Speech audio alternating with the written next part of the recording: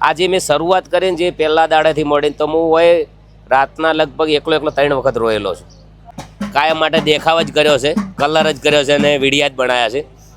પણ કોક દાડો હાસા મનથી સેવા થઈ ગઈ છે ને કોક તો એવું વ્યક્તિ આશીર્વાદ આલી ગયું છે એના લીધે આ નેજા આપણું વધારે હવામાં ફરકે. મેં પોતે દુઃખ જોયેલું કે મારો એક એવો સમય હતો કે મને કોઈ 100 રૂપિયા ઉછીના ના હાલતું અને જે મારો દીકરો છે અત્યારે 15 વર્ષનો છે અને ડૉક્ટરે ના પાડી હતી કે તમારો દીકરો નહીં, તમે ઘેર લઈ જાઓ, ખલાસ થઈ ગયો. તો પછી હું છેલ્લા પગોથી ઉતર્યો ને એટલે એને થોડો પગ હલાયો અને અત્યારે પણ ઘણા બધા લોકો વરસાદ થાક તો લાગે જ છે પણ જે લોકો જમીન જાય ને એના પછી દિલને ખુશી થાય છે કે અમારા ઉજાગરા કરેલા અત્યારે સફળ છે. એનો રંગ લાગે ને એનો રંગ લગાડવાની એ નસીબની વાત છે, બધાને નહીં લાગતું. બોલો રામસા પીર કી જય,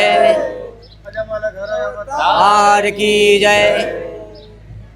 સેવાના દરેક પ્રયાસમાં માનવતાનો સંગમ છે. વતનથી 250 કિલોમીટર દૂર આવીને પણ માત્ર લોકોની સેવા જ કરવી છે, આ વિચાર આવવો એ આપણા પરિવારનું સદભાગ્ય છે અને આપણા જીવનનું સૌથી વધુ મહત્ત્વનું પાસું છે. એવા આપણા વિસ્તારના ગુજરાતના લોકપ્રિય ગાયક, ગીતકાર અને સંગીતકાર ગબ્બરભાઈ ઠાકોર અને એમના ભાઈ અર્જુનભાઈ અને શ્રવણભાઈ, આ ત્રણેય ભાઈઓની માત્ર જીવનમાં એક જ ઉદ્દેશ છે કે લોકોની સેવા કરવી. અમારા થકી કોઈનું દિલ ના દુભાય, અમારા થકી કોઈની લાગણી ના દુભાય એવા કાર્યો કરવા. અને એમાંય મેં ફરી એકવાર રિપીટ કરું કે 250 કિલોમીટર દૂર આવીને પણ અહીંયા આવતા રામસા પીરના દર્શને જતા પગપાળા યાત્રિકોની સેવામાં કોઈ કમી ના રહી જાય, જેને લઈને સતત ઘરથી દૂર 15 દિવસથી સતત પ્રયાસ કે કોઈ અહીંથી ભૂખ્યું ના જાય, કોઈ અહીંથી ચા પાણી પીધા વગર ના જાય. આ હેતુ છે ને અને આ ઉદ્દેશ છે એ એવા લોકોના મનમાં આવે છે જેમનામાં લોકો પ્રત્યે ભાવ હોય છે, ભાવના હોય છે, સંવેદના હોય છે અને એમની સંસ્કૃતિ હોય છે. તો આપણી ભારતીય સંસ્કૃતિ પ્રમાણે જે રીતે ગબ્બરભાઈ અને એમનો આખો પરિવાર આ સેવાના કાર્યમાં અહીંયા વતનથી દૂર 250 કિલોમીટર આવીને પણ લોકોની સેવા કરવી છે અને એ પણ એવા લોકોની કે આમાંથી કેટલાક લોકો એવા સેવાકીય પ્રવૃત્તિઓ સાથે એમને અત્યારે 15 દિવસ સુધી એવા અનુભવ થયા છે, કેટલાય લોકોને ઓળખતા નથી, પરંતુ નથી ઓળખતા તેમ છતાં એમની સેવા કરવી છે, એમના પગ દબાવવા છે, એમને ભૂખ્યા નથી જવા દેવા. આ માનવતાથી ઉત્તમ બીજો કોઈ સંગમ ના હોઈ શકે. ગબ્બરભાઈ ખૂબ ખૂબ શુભેચ્છાઓ. રામાપીર છે એના કરતાં પણ અઢળક નામના બનાવે અને છે એના કરતાં પણ અઢળક સંપત્તિ આપે. Thank you. પહેલાં તો 15 દિવસે આજ ઘરે ગયો તો પણ ઘરે ફાયું નહીં. વહેલા 5 વાગે ઊંઘ ઉડી એટલે અત્યારે રિટર્ન પાછો આવ્યો છું. એક જ ધાર્યું કામ ચાલુ છે. જ્યારે શરૂઆત કરીને ત્યારે વિચાર્યું નહોતું કે આ ટાઈપનું આયોજન થશે. 12 મહિના પહેલાં અમે પગપાળા હેડ્યા ત્યારે કીધું હતું કે આપણે કેમ્પ કરવો છે. પછી 100 મહિના પછી રણોજમ બીજ ભરવા જો એટલે કીધું હતું. એના પછી કેમ્પ કરવાની તૈયારી આવી એટલે અમારે એક કુટુંબમાં એક એક્સિડન્ટ થઈ ગયો હતો, બહુ ભયંકર. તો એક્સિડન્ટના કારણે અમારે 1.5 મહિનો થયો અને ખાલી 15 દિવસ અમારા કંઈ ટાઈમ રહ્યો હતો. તો ગુરુ પૂનમના દાડે અમે મુહૂર્ત કરી દીધું. આમ તો ગુરુ પૂનમ બધાએ નોમ પ્રમાણે ઘરે જ કરતા હોય છે અને ગુરુ પૂનમના મુહૂર્ત કરીને 15 દિવસની અંદર આપણે ઘરે રોનું સાપરું કે તબેલો કે એવું કોઈ કરવું હોય તો કારીગર મળતા નથી.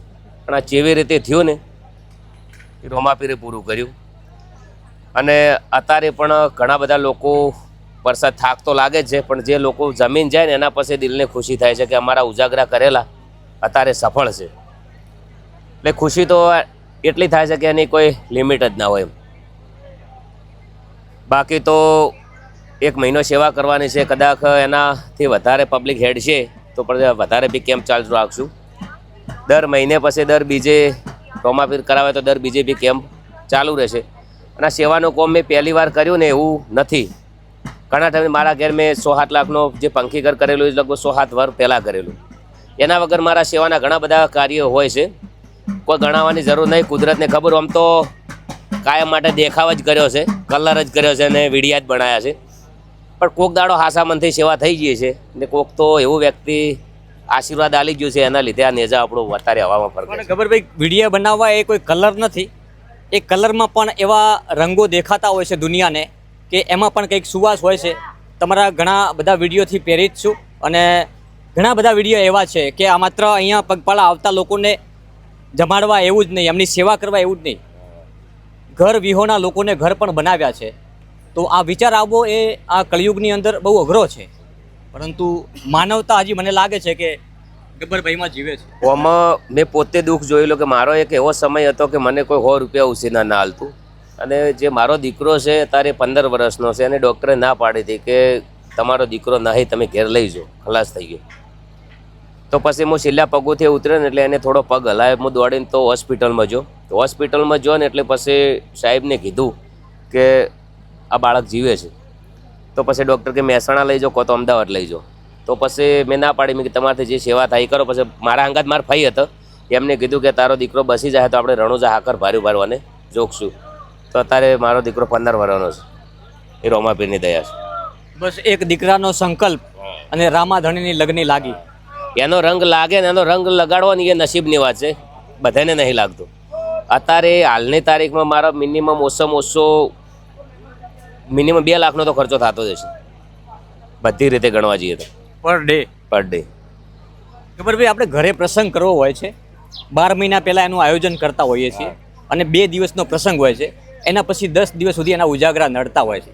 તો આ તો સતત 15 દિવસ થયા, લાગતું નથી ચહેરા ઉપર કોઈ થકાન ના હોય. એમાં એવું છે કે કોઈને ફોટા પડાયા વગેરે નહીં જવા જતો, કદાચ 15 મિનિટ અડધો કલાક જેવો બેહો પછી બધાને ભેળા કરીને ફોટા બી પડાવી દેતો હોય છું. બીજું બી રહોડાનું બધું એકલા હાથે કરવાનું હોય છે. આ બધું કરવું તો મિનિમમ 40-50 જણા ભાગીદાર હોય ને તારા વસ્તુ થતી હોય છે.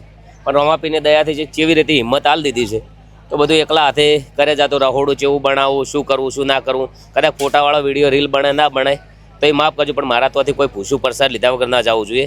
અને કાલ ઇજ્જતની ચિંતા વધારે હોય છે કે આટલેથી 250 કિલોમીટરથી આવીને મેં આ કર્યું છે, તો કાલ ઉઠીને મને કોઈ કહી ના જાય કે એમના તો આ હતું કે આવી રીતના નહોતું કે ના મળ્યું. આવું ના થવું જોઈએ.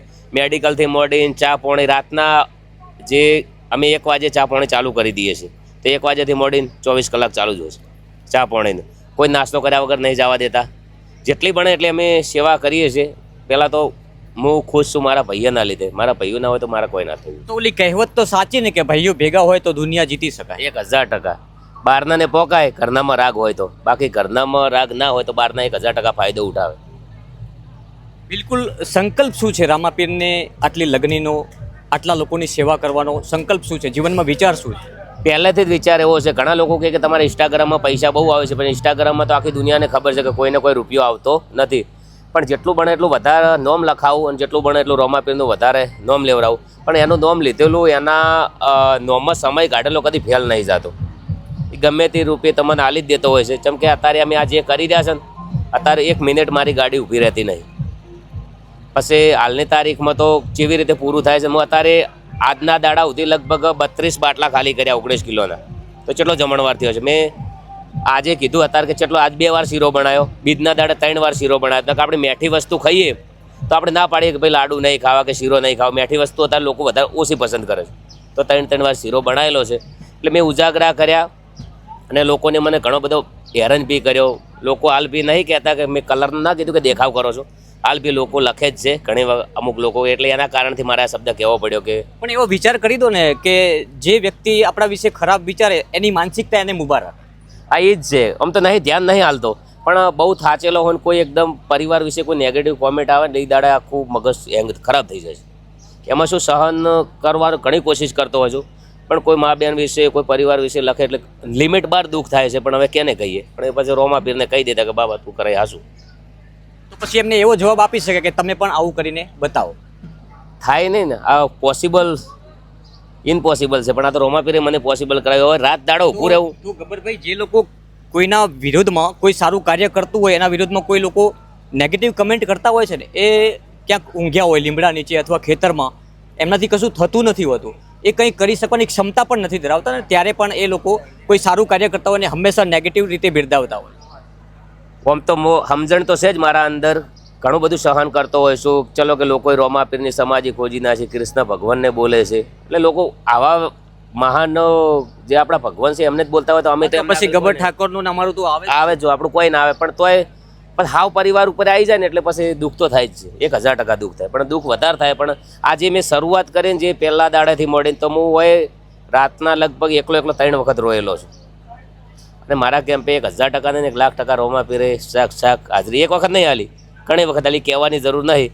પણ એ રામાધણી આંટો મારે ને ત્યારે જ આ બધું શક્ય છે, બાકી આપણું મનુષ્યનું કામ નથી. અને એક લાસ્ટ વાત કરવી છે કે કેટલા લોકોએ અહીંયા ભોજન લીધું અત્યાર સુધી? બીજના દાડે 13,000 પબ્લિક જમી હતી. ઓલ ઓવર 15 દિવસમાં કેટલા લોકો? એ તો હવે કોઈ અંદાજ નહીં મળ્યો. અંદાજિત 5 લાખ લોકો, 2 લાખ લોકો? ના, એવું તો કઈ ના, બહુ જ પબ્લિક આવી. એમાંથી તમે કેટલા લોકોને ઓળખ્યા? કોઈને ઓળખતો નહીં, જે મારા ગ્રુપ છે એમને ઓળખું. તો નથી ઓળખતા તેમ છતાં આ સેવાનું માધ્યમ શું છે? માધ્યમ કે મારા ને ભલે મારો વિરોધ કરેલો હોય, મારો દુશ્મન આવે, ગમે તે આવે, મારા નેથી જમીન જાય, પ્રસાદ લઈને જાય, કોઈ ભેદભાવ હોઈ શકે નહીં. આ રોમાપીરે પોતે 18 નાતીમાં ફર્યા છે, એમને કોઈ ભેદભાવ નહીં રાખે તો હું કેવી રીતે રાખી? જાતિવાદની વાતોથી દૂર રહી, જાતિવાદના વાડાથી દૂર રહીને આ એક સંકલ્પ કર્યો છે કે બસ સેવા કરવી છે. આમાં મને બધી સમાજે સપોર્ટ કર્યો છે, સપોર્ટ બી મને સારો મળ્યો છે. એમનો પણ ખૂબ ખૂબ આભાર દિલથી. એમને પણ રોમાપીર સદાય ખુશ રાખે. તમે અત્યારે મારા મેસેજ માટે આવ્યા છો પત્રકાર તરીકે, ન્યૂઝ તરીકે, તમને પણ રોમાપીર સદાય ખુશ રાખે, જીવનની અંદર ખૂબ બરકત કરે. હું તમારા બધા વિડીયો જોઉં જ છું અને તમે પણ બહુ સારા મેસેજ જે છે એ આલો છો, એટલે તમારો પણ ખૂબ ખૂબ આભાર. તમને બાબારી સદાય ખુશ રાખે. બસ આ અમારા 10 દાડા તો જતા રહે વાતો કરતાં કરતાં. આ 20 દાડા જતા રહે પછી તો ઘરે ફાવશે ને, ચોય સેવા કરવા જાઓ. પણ અમારા હજી 2 ઘર અધૂરા પડ્યા છે, એટલે એવું લાગશે ને ઓયથી છૂટા થાવ એવા તરત તો જાઓ. આભાર ગબ્બરભાઈ. એ અધૂરા પડ્યા છે એ ભગવાન રામાપીર પૂરા કરાવશે, અને આવનારા સમયમાં 2 જ અધૂરા નથી પડ્યા, તમારે ઘણા બધા બનાવવાના છે. એની શક્તિઓ પણ તમને અહીંથી ઉત્પન્ન થશે અને નવી એક ઉર્જા લઈને મને લાગે છે કે જ્યારે આ જે કેમ્પનું પૂર્ણાહુત થશે ને, ત્યારે મને લાગે છે કે ચોક્કસથી તમે એક નવી ઉર્જા સાથે ત્યાં વતનમાં જશો અને એ નવી ઉર્જા તમારા આવનારા ભવિષ્યનું 100% ચિંતન કરશે. જય માતાજી, જય બાબા, જય બાબા. બેહો, ચા પાણી કરો.